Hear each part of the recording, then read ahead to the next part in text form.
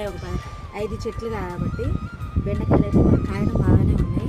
లేత బెండకాయలు కూర అయితే ఎంత టేస్ట్గా ఉన్నాయంటే అంత టేస్ట్గా ఉన్నాయండి. ఎందుకంటే మనం పండించిన కూర మనం తినాలంటే ఎంత అదృష్టం ఉండాలండి.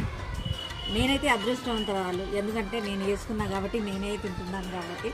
చూడండి మా గార్డెన్లోని ఎన్ని కూరగాయలు ఉన్నాయో, బెండకాయలు, దొండకాయలు, వంకాయలు. గార్డెన్ నా వరకు అయితే నేను బయట అయితే కొనట్లేదు. చాలా చాలా బాగున్నాయండి. చూడండి అసలు పైన ఎలా ఉన్నాయో చెట్టు. నేనైతే ఈ మధ్యలోనే మొత్తం కోసేసాను. మళ్ళీ ఈగరొచ్చిన తర్వాత చూడండి ఎన్ని పిందెలు అయితే ఉన్నాయి. ఇప్పుడు చూడండి లోపల అయితే దొండకాయలు అయితే ఉన్నాయి. చూడండి దొండకాయలు అసలు చూడండి లేత దొండకాయలండి.